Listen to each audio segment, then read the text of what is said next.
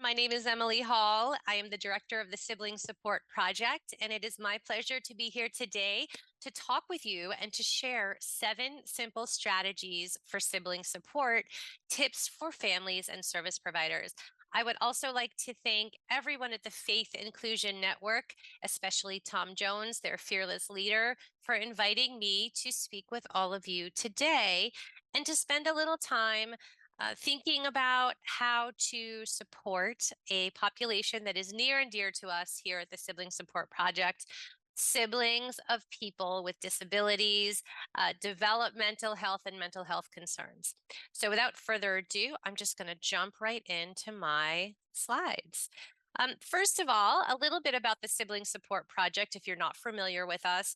We are the first national program in the United States dedicated entirely to supporting siblings of people with developmental health and mental health concerns. We are a proud program of Kindering, which is Washington State's largest and most comprehensive neurodevelopmental center and early support provider. Um, we are really proud of the fact that our reach extends not only throughout Washington state, but across the entire country and even in about 20 countries around the world. And that list just keeps on growing. And I'll talk a little bit about that in just a moment. We work to support siblings in a few different ways. First of all, through our books and publications, some of which you see there on your screen. We are very proud of the fact that our books are written not only for siblings, but largely by siblings of all ages. Views from our shoes with little essays by children as young as 5. The Sibling Slam book with nuggets of wisdom from teen sibs, and Thicker Than Water, which is a collection of essays by adult siblings, including myself, sharing different perspectives on different facets of the sibling experience. We're also really proud of the Sibling Survival Guide, which is intended for adult siblings. It's kind of a one-stop shop where siblings can learn about everything from common childhood experiences of sibs to issues that impact us into our later years of life. We also offer direct support to siblings through these amazing things called sib shops. If you're not familiar with sib shops, I'll share a little bit about them, and you can learn a whole lot more about sib shops at our website, siblingsupport.org. Sib shops are super fun workshops for kids ages 8 to 13. They exist in just about every United States and every Canadian province, and as I said before, about 20 other countries around the world. We also offer future planning and other workshops for families, for professionals, and we support siblings of all ages online 24/7 in our communities that live on Facebook, SibNet for adult siblings, Sib Teen for adolescent siblings, and Sib 20 for siblings who are in their 20s. And all of those communities are completely free to join. We moderate those communities to make sure they remain safe and supportive spaces where siblings can connect, share information, resources, validation, celebration, and a whole lot of support along the way. So if you know of siblings in these ages, please tell them about our Facebook groups and encourage them to join us. I told you I'd share a little bit about sib shops. That's probably what the Sibling Support Project has been best known for since we began our journey in 1990 as an organization. But actually, sib shops have been around since 1982 when our founder, Don Meyer, wanted to create a support program that really spoke to kids. And so sib shops are fun, pedal to the metal activities, workshops where kids can come and play and be kids and also support one another. Peer support's a big piece of the puzzle in our sib shops. And of course, have lots and lots of fun because we're working with kids. So if you want to know more about sib shops, as I said, you can check out our website and you can find one in your local community if you're a parent who's interested in supports for a school age kiddo. Before we launch into our 7 simple strategies for sibling support, I want to talk about why it's so important to support siblings. I will tell you that a big part of our job at the Sibling Support Project is to raise awareness of siblings and sibling issues. Because when you think about the traditional definition and the traditional model of family support in many of the services and fields that relate to people with disabilities, we are really talking about family support being intended mostly for parents, right? We're talking about parent support. Think about the resources available in your community. Those family support services are geared largely towards parents, as well they should be. Parents need all the support they can get. And we also know from the research that there are some very compelling reasons why we need to also be thinking about siblings as really important family members when we are defining family support. Okay. So, the first reason that it's important to support siblings is that, as I said before, when we look at the research, and the clinical literature, we recognize that sibling experiences really do parallel parent experiences, and that anything that we can say about being the parent of a child with support needs, we can pretty much put ditto marks on for siblings. But as I said, historically, there have been many fewer resources and supports available for siblings than there have for parents. And we're talking about millions and millions of siblings, right? When we look at the number of individuals in the United States alone with some kind of disability, we're talking about over 32 million people. And it's reasonable to assume that most of those folks have at least one brother or sister, right? That's a lot of people, a lot of siblings for us to be thinking about. So thank you for joining me today to do just that, to think about siblings and how we can support them. The second reason it's important to consider siblings' support needs is because sibling issues are really lifespan issues. These brothers and sisters, think about this, will be in the lives of the person with the disability longer than anyone, right? Definitely longer than any service provider, and probably longer even than parents. This is a relationship that can easily exceed 65, 70, 75 years even, which is a long, long time. So sibling issues are lifespan issues. Siblings who are preschoolers will have some unique concerns. Siblings who are senior citizens will have some unique concerns. And those issues will evolve and change throughout the course of the life of not only the individual, but the family as well.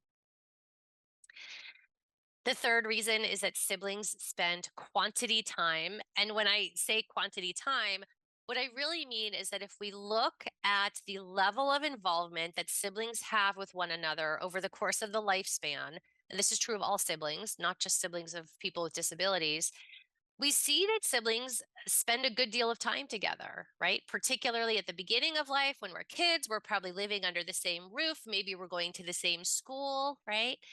And then again, when we are heading into our golden years, it's well documented that siblings tend to come back together again to maybe care for aging parents or maybe to support one another through their own health needs. So over the course of the lifespan, that's a good deal of involvement. What happens in between, incidentally, is that siblings uh, tend to grow up. Maybe they go away to school. Maybe they take a job in another city. They start their own partnerships, their own families, right? So we see that towards those sort of middle age years, siblings tend to have less involvement with one another. Again, this is in the general population. But if we look again over the course of the whole lifespan, siblings spend a lot of time together. The fourth reason we should think about supporting siblings of kids with disabilities, of individuals with disabilities, is that siblings spend quality time. Okay, so not just quantity time, but quality time. And by that, I mean that siblings are 24/7 social models, right, for their sibs with disabilities. As amazing as inclusion is and inclusive classrooms are for helping and encouraging the development of a child with a disability, no classmate in that inclusive classroom is going to have as great an impact on the social development of a child with a disability as his or her brothers or sisters. Okay. Again, these are 24/7 social models. And then finally, a fact that families are certainly recognizing, that government is recognizing, and many service providers are recognizing, siblings are becoming the next generation of caregivers, right? So when parents are aging and becoming less available to care for their adult children with disabilities, perhaps when parents pass away, what we're finding is that siblings, adult siblings, are the folks who are stepping in to care for their brothers and sisters with disabilities, right? They are stepping into that caregiving role. And so these five reasons, I think, make a pretty compelling argument for why we should be thinking about brothers and sisters at every turn. And when we consider family supports and we consider that definition of family, we better make sure that siblings are included. Okay. So let's get to what we came here for. All right. We've established the fact that it's really important to support siblings. How does one do that? How does, especially a busy parent, right, make time to support their, I always use air quotes, other child or other children, right?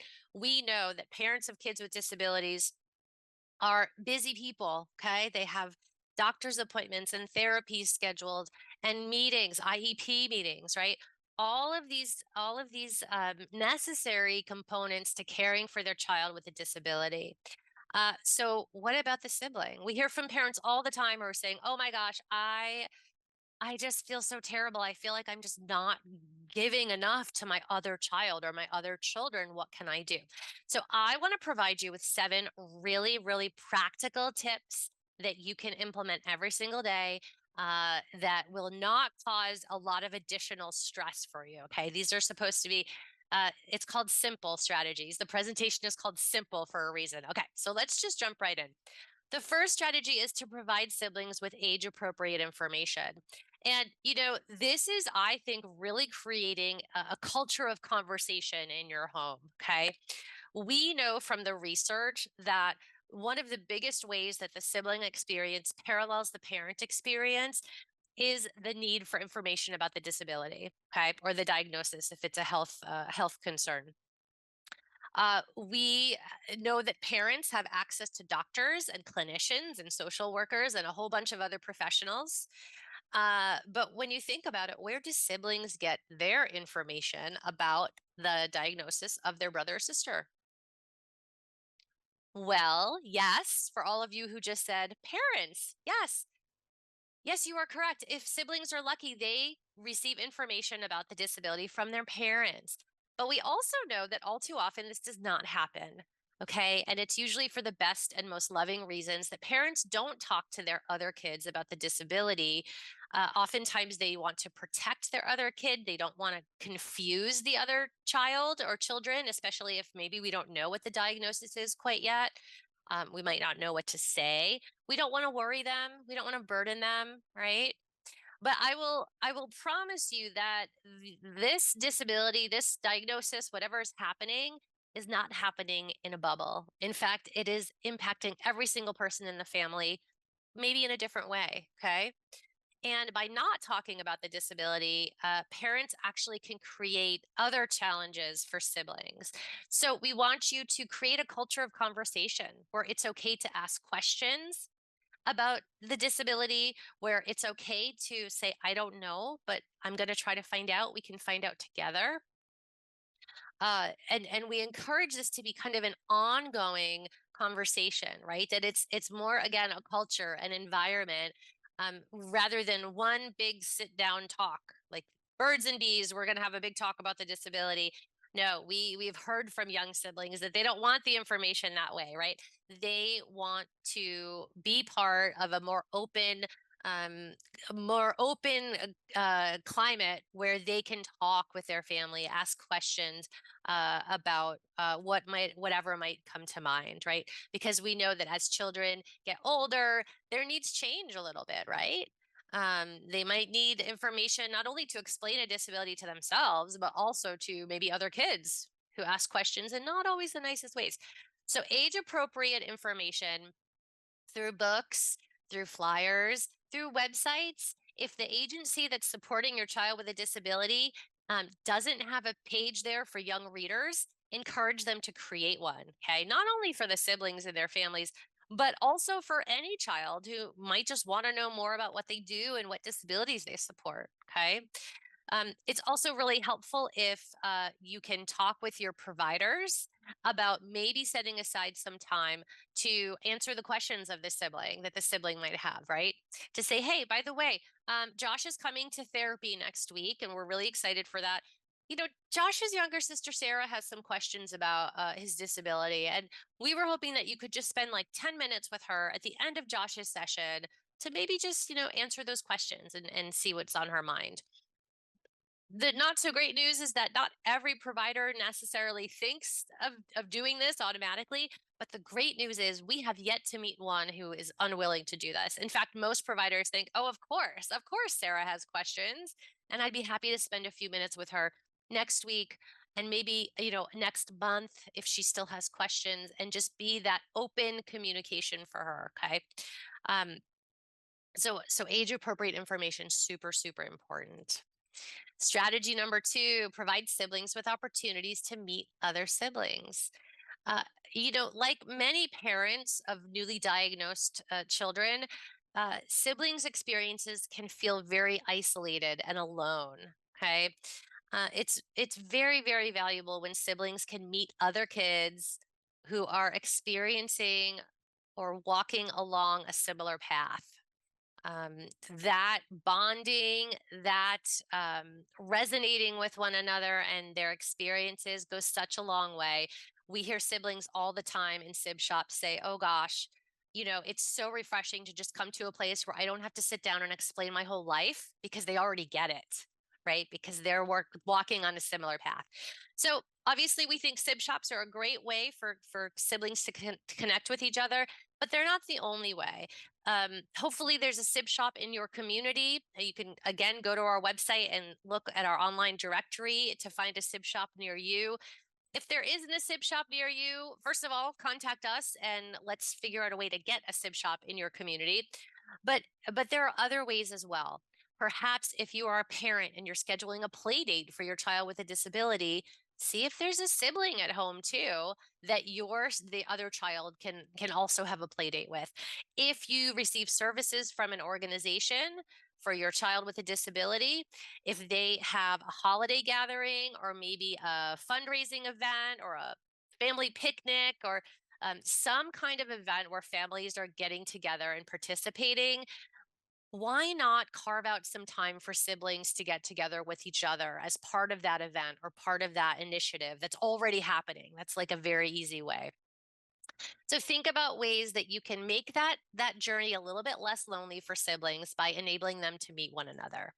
Strategy number three, encourage good communication with typically developing children. A couple slides ago, I talked about creating a culture of communication in your family, right? Where it's not a bad thing to ask a question, right? Where it's not a topic we don't talk about, right? We want children to feel comfortable talking to the people they trust most, their parents, about what is happening in their family and what is going on with their brother or sister. Around these parts, we really like the concept of active listening. If you don't know what active listening is, we encourage you to check out a book that's called How to Talk So Parents Can Listen. Sorry, how to talk so kids will listen and listen so kids will talk. Gosh, I've said it so many times, it should just be ingrained. It's a book by Adele Faber. It's a New York Times bestseller for years and years. It's been translated into many, many languages. It's a crash course in active listening. Okay. And the basic idea behind active listening is that we are making ourselves available to let kids know that we're really hearing what they're saying. Okay. We're giving them verbal cues and nonverbal cues. We're looking them in the eye. We're nodding, right? We're encouraging them. Oh, tell me more about that. Or wow, that sounds really tough. Or that sounds really great. Tell me more about that, right? We want to encourage children to communicate and validate what they're saying and show them and demonstrate that we're listening, because at the end of the day, when kids come to us with problems or challenges, They don't need us to come up with solutions. They just need the time, space, and validation to come to their own conclusions, to come to their own solutions. Okay, most of the time, these kids, they're so smart and so resilient. They have the answers they need right up here and right in here. And they just need us to be good listeners and to create a space where they can really talk through their own issues and their own solutions. So that's kind of a very, very basic definition of active listening. But validation, I think, is really the cornerstone of it. And if you only remember one thing that I say at today's presentation, I want you to remember this: siblings want to be heard and validated. That's it. There's the key, right? There's the magic formula. Siblings want to be heard and validated. And if you can just find ways to really hear what siblings are saying and to validate what they're saying, right? To not judge it, to not try to fix it, but to say, yeah, you know what? I totally understand why that's so hard for you. Or yes, that does sound embarrassing. That does sound embarrassing when your brother had a meltdown in the supermarket the other day. I would totally be embarrassed too. Just that validation goes such a long, long way. Strategy number 4, set aside special time with siblings. Now, this is the one that seems like maybe the hardest because we're all so busy, aren't we? But here's the good news: with siblings, a little goes a long way. Maybe it is 20 minutes every night after you put your child who has a disability to bed, right? And you have just that extra 20 minutes a night with the other child to do a puzzle or to talk or maybe watch part of a show, right? Just that special time together. Um, we recently had a sibling say, my mom and I used to take my sibling to therapy, and we would sit in the car and we would wait. And for 50 minutes, 50 minutes, twice a week, we would listen to podcasts or we would talk or listen to music. And it was my special time with my mom. We also have heard of siblings and parents who keep journals, right? They write each other little notes in journals and pass the journal back and forth whenever they have time. Hey, just thinking of you. How did your math quiz go today? And then maybe leave it on the child's pillow, and the child can write back whenever they feel like they have something they want to share. It could be something really small, and it could be something really important that maybe they are feeling nervous about just talking about, right? Face to face might be easier to write it down. So a journal is a really, really nice way to communicate. Also, if you have respite in your community, there's never enough of it, I know, but if you do have respite services available, try to take advantage of them so you can spend some extra time with your other kiddo or kiddos. Strategy number 5, learn more about life as a sibling. There are so many great documentaries and films and books that cover the sibling experience. Even movies like Wonder, right, which was a book. That's a great example of different ways to learn more about life as a sibling.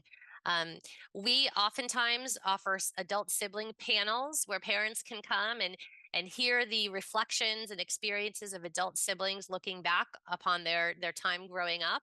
And that's always a really, really helpful way also to learn more about the sibling experience. Strategy number 6, reassure your children by making plans for the future.